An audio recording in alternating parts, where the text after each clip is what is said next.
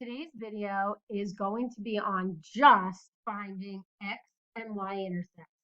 And the next video, the last video for graphing in vertex form, will be graphing everything together and putting it onto a graph.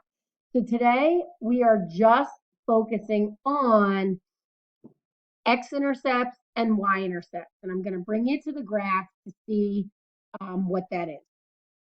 X-intercepts should sound very familiar to you because with the X-intercepts, we already have been doing this. We've been finding the X-intercepts by using the quadratic formula. Now, the only thing is this is not in the form ax squared plus bx plus c. So if you don't know what I mean in ax squared plus bx plus c. So that's the form we're used to with using the quadratic formula. But there's two things we can do. I'm going to show you how to solve this not using this, or you can change this form into this form and use the quadratic formula, which takes a little bit. But the x-intercepts are exactly where it crosses the x-axis, and we have already focused on this. And the y-intercept is the point where it crosses the y-axis. All these points are written as ordered pairs. The parabola, the vertex, we know is always going to be the middle, where it changes to direction, also either the maximum or the minimum. The x-intercepts are going to be equidistant from the axis of symmetry line at all times. And the y-intercept is also going to give us a point that we can reflect over the axis of symmetry, which in this case, our axis of symmetry is x equals 2. So that green line. So if I know this cross at the y-intercept is at 0, 5, I could simply reflect and know that the point 4, 5 is also going to be on my graph. So the x and y intercepts help us when graphing. X-intercepts are definitely a little more important. They say when data is hitting 0 and then or when it's coming back up. So it's at its 0 mark. The x-intercepts and the y-intercepts are actually very easy. I'm actually going to start with the y-intercept, which is much y-intercept in any ordered pair is going to be a y value. And all we need to do for x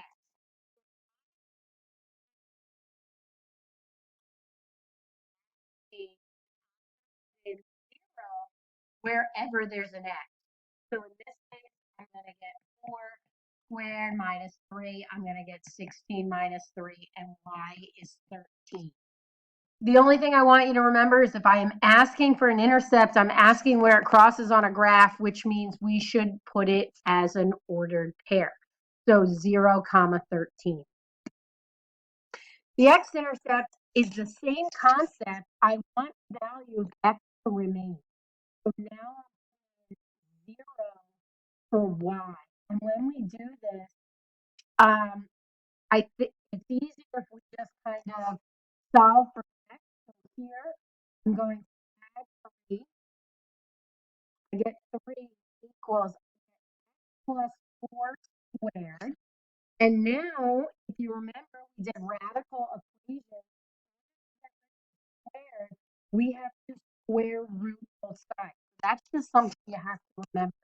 When I did it, the x plus 4 comes out. Here's what we have to remember. When you square root value in an equation, there's two answers. You can get both positive or negative 3 because remember, I'm asking for what value when you square it comes out to be, let's just say, 9. You're going to get 9. Or if I put negative 3 here, you're going to get 9. So in an equation, the square root of 9 equals positive and negative 3. So that's where that comes from. And since I'm solving for x, I want x by itself. I'm going to subtract 4 over, okay, to the other side. And now you can do this however you want. I'm going to put 4 first and do it this way. You could put negative plus minus square. You could write it. minus 4. You can do that. And so then I learn what we're used to doing. And so in a calculator, you're going to have to do -4 plus 3 and -4 minus 3. Sorry, I just did this. So -4 plus root 3 is -2.27. And -4 minus root 3 is -5.7.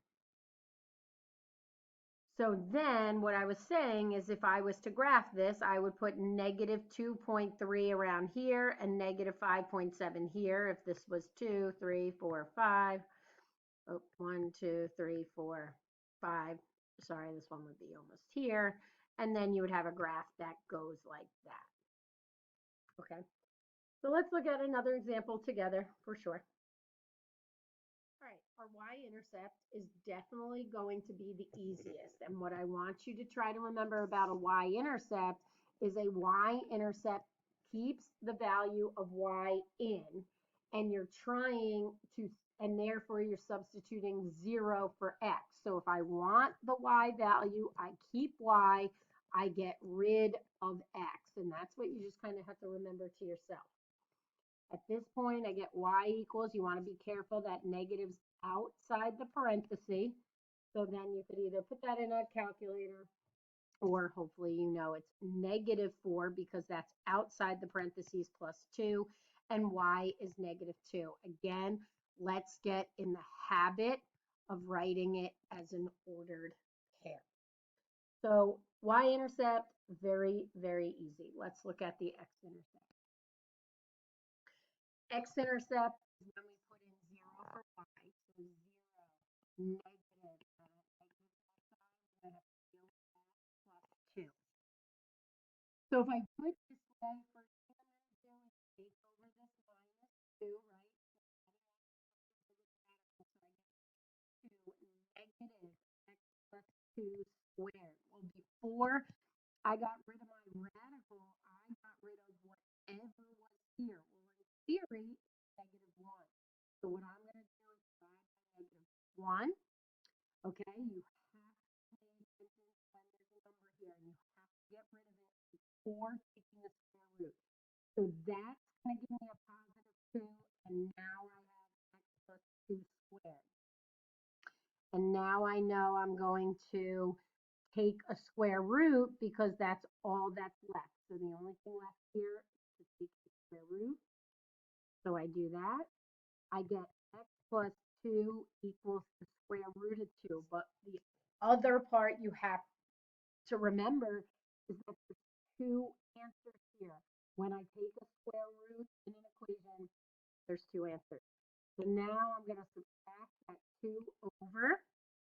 And so I get x equals, and you can put this in either order, but I'm going to put -2 plus or minus root 2. So my answers are x equals and x equals.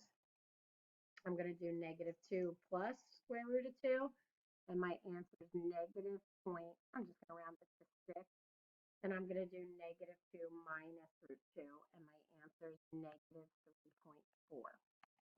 Okay, and how would I write them? -0.6 comma 0 and -3.4 comma 0. Okay, and so right here, these would be three things to plot on a graph. So I'd already have the vertex. I know my vertex here would be, hopefully we know if that's positive, it's actually -2, and that's positive, so that's 2. So on a graph, I would be able to plot at -2, 2 here. I know this graph goes down because of the negative, and I have -0.6, a little less than 1, and I had, what was my other x value? -3.4, 1, 2, 3, 4, so maybe like here, and I know it goes this way, and it crosses at -2. So 1, 2. So we're not here yet. That's going to be our next video, but this is what we're getting at, being able to graph a really accurate graph with all the right points, giving a quadratic in vertex form. I'd like you to go to the paper that we already have been working on that you had rough sketches of, And now I just want you to look at number one, and I want you to find the x-intercept and the y-intercept basically by yourself. And then I'm just going to ask you to type them into Edpuzzle. So y-intercept is what I'd probably do first, and then x-intercept, which is second, and that takes a little more. Y-intercept is very easy. If you had a calculator, you could type you could just type in 0 minus 1 in parentheses minus 3 and get your answer. So now you see I got 0, -2. We already knew this was at 1, -3, which is here. We know it's opening up. So I know there's going to be a point here. So we're going like this to start. And the x-intercepts are going to tell me where they cross. So now find the x-intercepts. So if you look at my steps, I added 3, then I square rooted, which means I get plus minus the square root of 3.